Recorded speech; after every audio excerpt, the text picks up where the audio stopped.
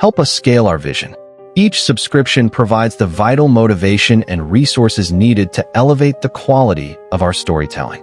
Your support is the catalyst for our creativity. By subscribing, you empower the production of deeper insights and more frequent content.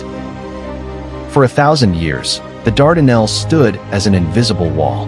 To the east, Asia. To the west, Europe. No Islamic power had ever managed to plant a permanent flag on the other side. But in 1354, the earth itself decided it was time for a change. A massive earthquake shattered the walls of the impenetrable fortress of Gallipoli. Orhan didn't see a disaster. He saw a divine invitation. This is the story of how the Ottomans didn't just cross a sea, they crossed into history. Orhan's eldest son, Suleiman Pasha, led the charge. Under the cover of a moonless night, 40 warriors crossed the strait on rafts made of tied logs. They didn't arrive with a massive fleet. They arrived like shadows. They seized the ruined towers of Gallipoli while the Byzantine defenders were still reeling from the earthquake.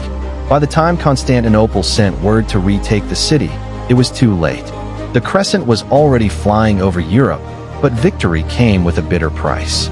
Suleiman, the hero of the crossing and the heir to Orhan's throne, died suddenly in a hunting accident. Orhan was devastated. The man who had built the Ottoman state, minted its first coins, and conquered the silver city of Bursa was now an old man with a broken heart. He died shortly after, in 1362, leaving a massive, two-continent empire in the hands of his younger son. Murad. If Orhan was the architect, Murad was the conqueror.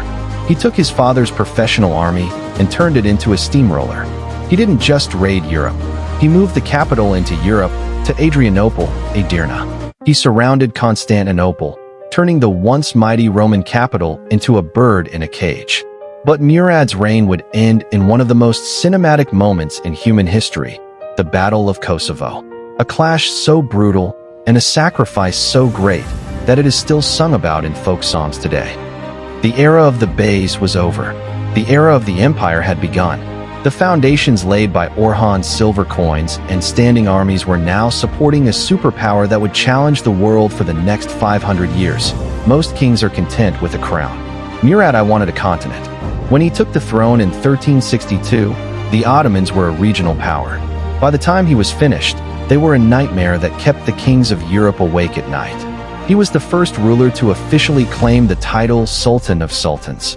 But his greatest weapon wasn't a siege engine or a fleet of ships. It was a new kind of warrior. A soldier who had no family, no land, and no loyalty, except to the Sultan himself. Murad realized that to conquer Europe, he couldn't rely on tribal horsemen who wanted to go home for the harvest. He needed a professional killing machine. He created the Janissaries, the new soldiers. These weren't just soldiers. They were the first modern standing army in Europe since the fall of Rome. They lived in barracks, they trained every day, and they were forbidden from marrying. Their only father was the Sultan. Their only home was the battlefield. With this iron fist, Murad began to tear through the Balkans like a scythe through wheat. While the world expected Murad to attack the massive walls of Constantinople, he did something far more brilliant. He ignored it. Instead, he captured Adrianople, Edirne, the second most important city in the Byzantine Empire. Then, in a move that shocked Christendom, he moved the Ottoman capital from Asia into Europe. Constantinople was now a lonely island, surrounded by an Ottoman sea. Murad was no longer just a neighbor to Europe. He was a landlord. June 1389. The Field of Blackbirds. Kosovo. The Christian world had finally realized the danger. A massive coalition of Serbs, Bosnians, and Albanians gathered to stop the Ottoman tide. It was one of the bloodiest battles of the Middle Ages. The air was filled with the sound of steel on steel and the screams of thousands. Murad's Janissaries stood like a wall of stone. By the end of the day, the Serbian nobility was wiped out. The Balkans were conquered. But as the sun set over the piles of the dead, a miracle for the Christians and a tragedy for the Ottomans was about to unfold. A Serbian knight named Milošo Bilić, pretending to be a deserter, gained access to Murad's tent. As he knelt before the Sultan, he pulled a poisoned dagger from his sleeve and plunged it into Murad's heart.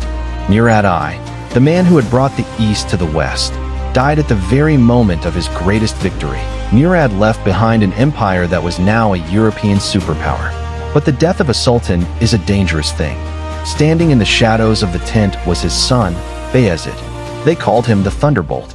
And his first act as sultan would be so ruthless, it would set the tone for the Ottoman throne for centuries to come.